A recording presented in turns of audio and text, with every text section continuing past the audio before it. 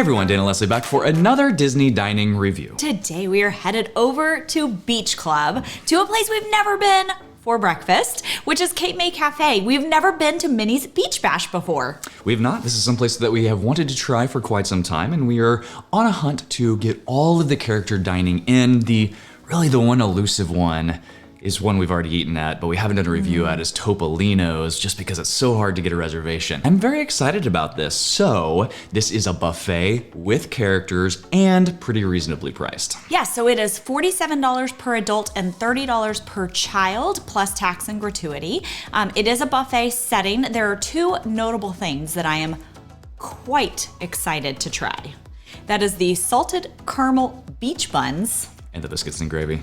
And the cheddar biscuits and gravy. Y'all, he has a weakness for tater tots. I have a weakness for biscuits and gravy. I wonder if they have tater tots. I don't know. So it doesn't look like there's anything like super over the top fancy, like different or really good on this buffet, but except maybe those two things. But it does look like they have the standard stuff. The big draw here is of course the characters and the location being on the Boardwalk Resort Area loop, so that's kind of nice. Yeah. It is notable to know that breakfast is character dining, dinner is not. They're the same price for adults, so $47 per adult for breakfast, $47 per adult for dinner, so that kind of gives you an idea on the premium that Disney puts on character meet and greets and character dining. Ironically, the kids' prices go down, so it's like $30 per child for breakfast and $27 per child for dinner. We have done the dinner review on this channel before, so you can check that out. It's more of a seafood style buffet. Really love the theming here, very beach vibe, all of that. So hopefully that holds up for breakfast. What else? I'm just ready. All right, well, we gotta get going. Are you ready? Yes. Let's do this.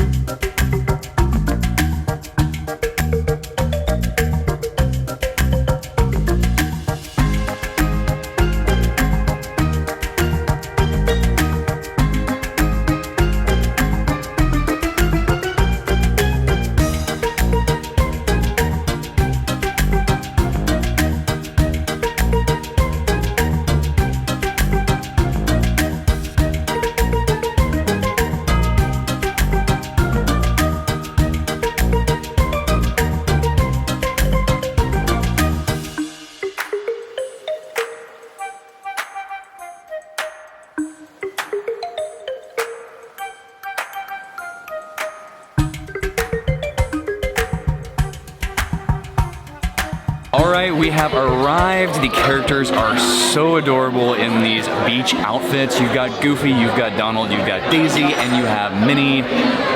Look at this.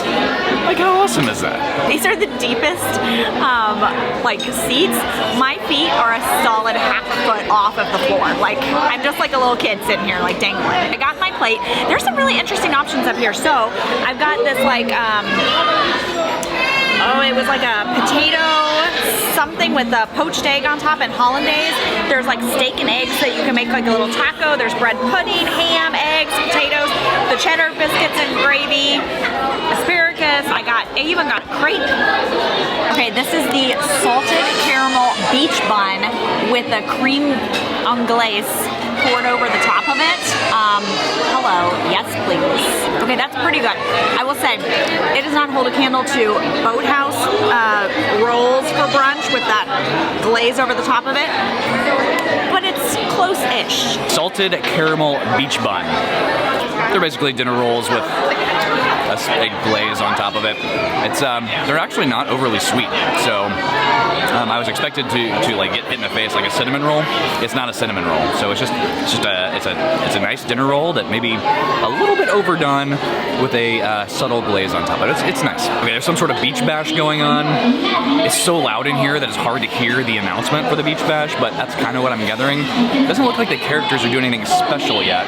Thoughts? The steak and egg taco mixture is actually pretty good. It can stand to be a little bit hotter, but I do like the steak and eggs and kind of that earthy flavor with the taco seasoning. But you just put that in the tortillas. The tortillas are okay. They're just like a normal tortilla you get at Walmart, just super small. I want to try the biscuits and gravy. So this is a cheddar biscuit with gravy. Actually, the biscuits and gravy are pretty legit. Very, very small cheddar biscuits and a flour gravy, so a white gravy, smooth, creamy. That's very good. That's very tasty. Now, the true test of the buffet is the tater tot. Tater tots are disappointing, honestly. They're not crunchy, they're not crispy, they're kind of soft. That's disappointing. But the biscuits and gravy are good. I don't think I like the thing with the poached egg on top. I'm not sure I'm a fan. I got the ham, which is very good. And they had some cranberry mayonnaise as like a topping, which is quite tasty actually. Time to try the crepe. Got some whipped cream. Not very fluffy. It's already got some powdered sugar and chocolate sauce drizzled on it. What the heck? That's not fluffy at all. Not the best. Tried to get as ready as possible for Donald. I know. So, I kind of love him. Donald! You're my favorite! I wore this shirt specially for you today. Yes! It is you. Don't you look good? You're like chilling on a beach by a cruise ship. Yeah, lots of sunscreen. Yeah, it's hot. All right, so they just replenished the bread pudding, so we're gonna see if it redeems itself because the last one was a little, definitely better. I'm not sure it's my favorite bread pudding ever, but it's definitely better than it was. And this is why it's so important to make sure you go to a buffet as soon as they like just wait till they replenish stuff, because a lot of times you'll go up and the pan will be almost totally gone. So the bread pudding is definitely better. And also, they had just put out a brand new tray of tater tots. Crispy. So pretty. Ready for the beach? Look, I got Donald on my shirt. He's my number one too. Goofy. What's up? You look so cute. Have you been out surfing today? Riding the wave? Oh, love it. What are we doing? All right, so we are done. We've met all 4 characters and we are headed home, so we will finish this up there. All right, we are back. This was an interesting experience. Lots of thoughts, good and maybe not so good. But first, if you are looking to plan your next magical vacation, please reach out to us over at Fantastical Vacations. We plan Disney destinations, Universal Cruise Lines, and all-inclusive resorts. All right, let's jump right into this. First time ever eating at Cape May for the character breakfast. We have meant to do it a bunch.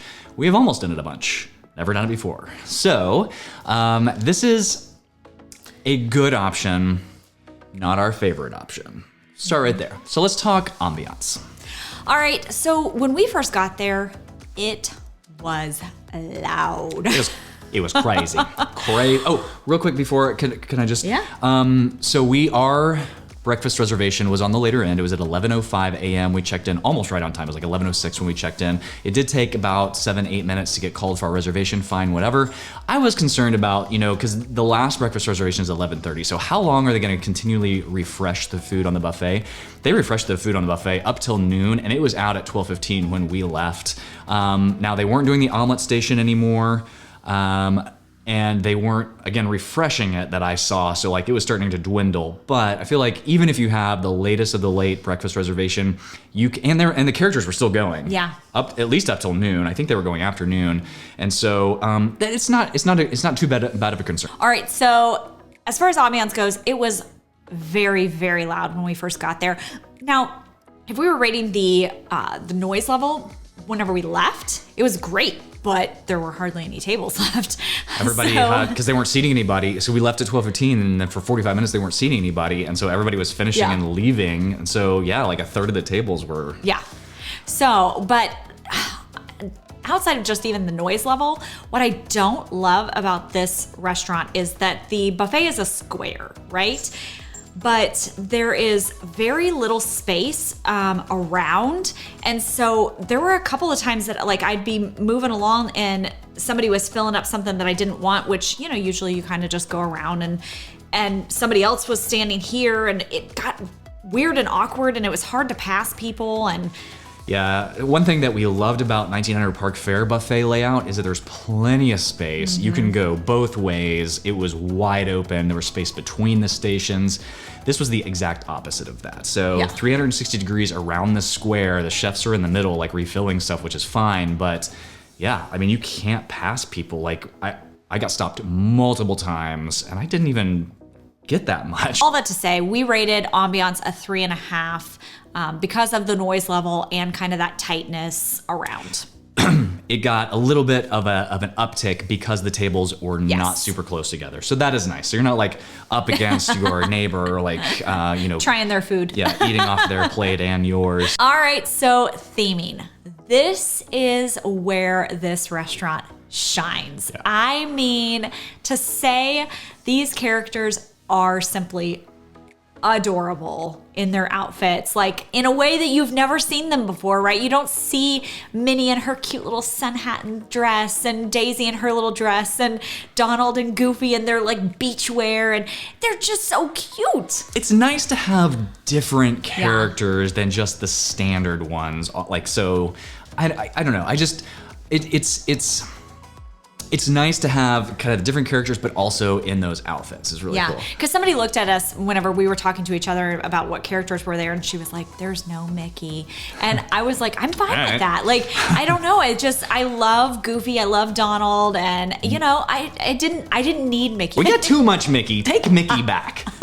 Don't just take kidding. Mickey back. That combined with just the theming of the restaurant itself, with like the little old-timey beach chairs on the. It feels like a 1960s, 70s vibe of beach, right? Where it's like the old beach chairs on the wall and the croquette sticks and balls on the post. And even the characters, though, are getting in the theme of the restaurant. Like both Goofy and Donald wanted to do like the surfer thing and like the posing. And it's just fun. Anyway, all that to say, we gave theming a 5. Yes. Service. So our from the checking in process to our server to the handler that stopped by to make sure that we had seen all 4 characters, it was pretty good.